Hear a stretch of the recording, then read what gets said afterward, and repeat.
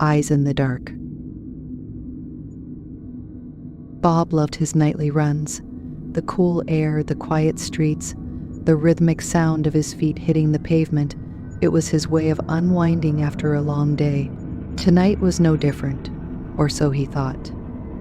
The full moon hung high in the sky, casting a silver glow over the neighborhood as he jogged along his usual route through the park.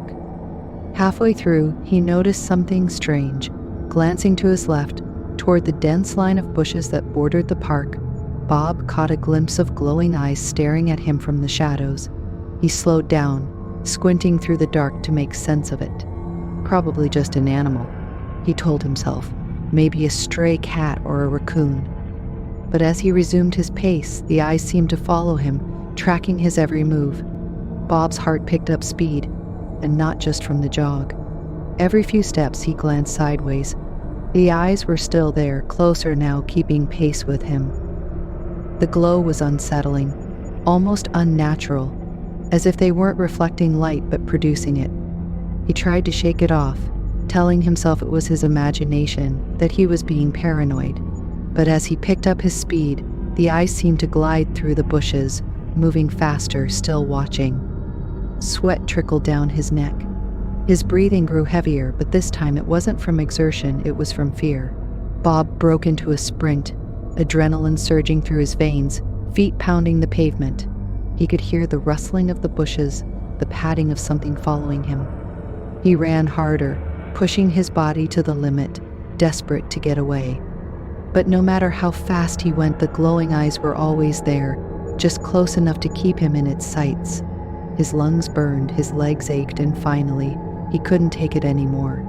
He skidded to a halt, hands on his knees, gasping for breath. Sweat dripped from his forehead. He slowly turned around, heart racing. The eyes were gone. Nothing but the silent park behind him. No movement, no sound except for the breeze rustling the leaves. He stood there, frozen, scanning the darkness. There was no sign of anything out of the ordinary. No glowing eyes, no one lurking in the bushes. Maybe I imagined it, Bob thought, his pulse slowly returning to normal. He let out a shaky laugh, wiping the sweat from his brow. His mind had gotten the better of him, that was all.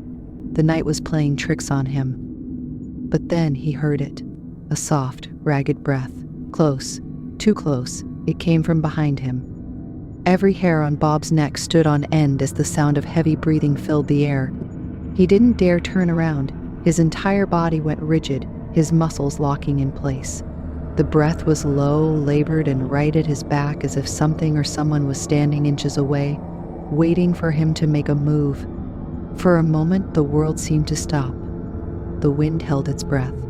The park around him fell deathly silent. Bob swallowed hard, fighting the urge to scream, to run. Slowly, he forced himself to glance over his shoulder, just enough to catch a glimpse of whatever was behind him.